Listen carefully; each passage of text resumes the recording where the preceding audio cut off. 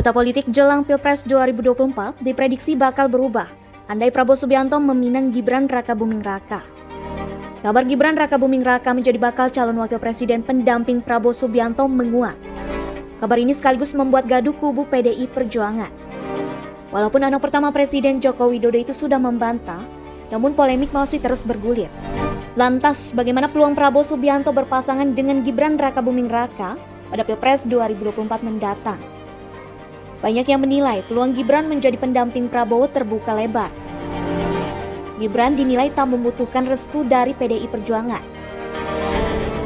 Wali kota Solo itu bisa melenggang menjadi cawapres Prabowo, asalkan mendapat restu dari sang ayah, Presiden Jokowi.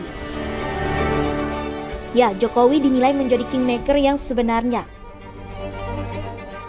Apa yang ia kehendaki bisa menjadi kenyataan dan kemenangan pada Pilpres 2024. Namun, bagaimana sikap Jokowi terkait duet Prabowo dan Gibran? Pak Prabowo dan Mas Gibran dijodohkan. Itu aja juga didengerin. Pertama umur, yang kedua baru 2 tahun aja jadi wali kota. Yang logis saja lah. Pendiri Center for Strategic and International Studies, Yusuf Wanandi berpandangan pertemuan Wali Kota Solo, Gibran Rakabuming Raka dengan Ketua Umum Partai Gerindra Prabowo Subianto serta sejumlah relawan di Solo hanya omong kosong belaka.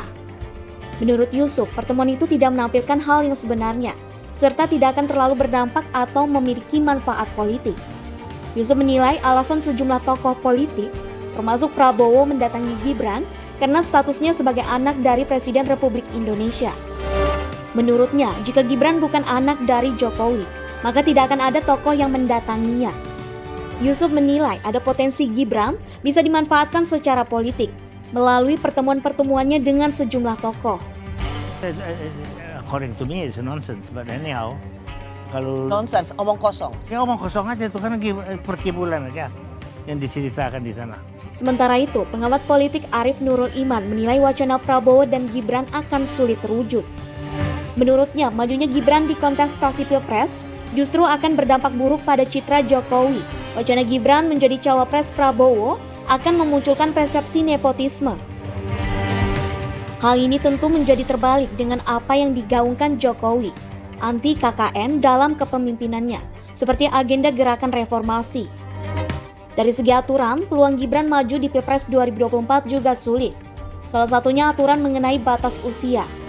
Merujuk Undang-Undang Nomor 7 Tahun 2017 tentang Pemilu, diatur tentang persyaratan usia minimal bagi capres dan cawapres dalam Pilpres 2024, di mana usia capres dan cawapres minimal berusia 40 tahun.